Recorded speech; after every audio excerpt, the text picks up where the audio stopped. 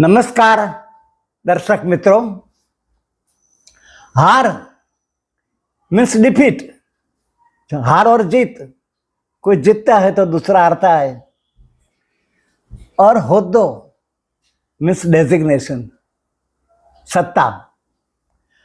हार और होद्दा के साथ दुश्मन जैसा संबंध है। जब हार की वजह से और वय निवृत्ति के बहाने होद्दा को त्याग करना पड़ता है, तब हमें कैसा महसूस होता है।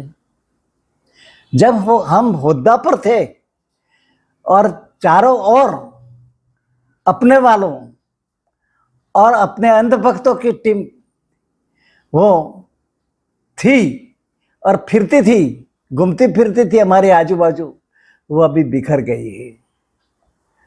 और अपनी जगह के लिए, अपनी जो खाली हुई जगह के लिए बगावत शुरू होती है।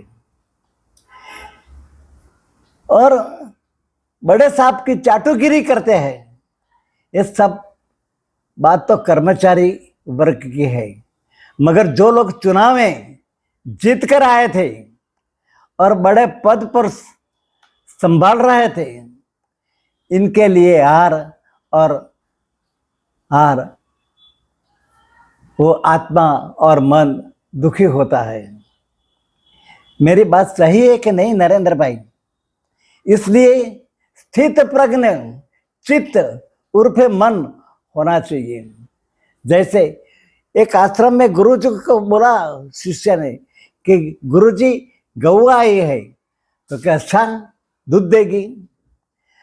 और 2-3-4 के दिन बाद वो गऊ भाग गई। तो शिष्य ने बोला गुरुजी वो तो भाग गई गौवा, तो अच्छा हुआ, वो आश्रम में गोबर करती थी।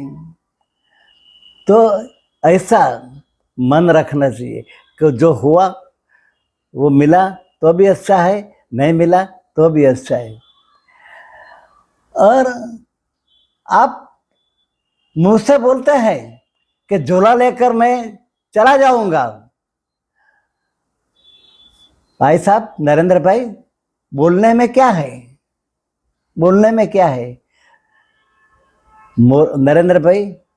थोड़ा सा स्वाभिमान होता तो राहुल जी को, खड़गे जी को और इंडिया के लोग को, सभासदों को अभिनंदन देकर आप राजीनामा दे देते। अमित शाह, नड्डा, राजनाथ सिंह के साथ मीटिंग करके खुद कैसे बड़ा प्रधान बने और कैसे किसको मनाऊं और किसके समझाऊं और कैसे समझाऊं, वो चर्चा विचारणा नहीं करते।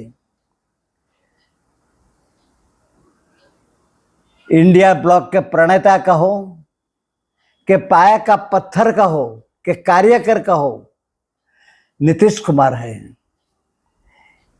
इसने भाजपा सरकार, खास करके मोदी सरकार, आणियन कंपनी, मोदी आणियन कंपनी को हटाने के लिए एक समय एक चुनाव का आइडिया और शुरुआत की थी। और चंद्रबाबू नायडू के लिए आपने कहा था, क्या कहा था? कि ससुर के पीठ में खंजर भोंकने वाला।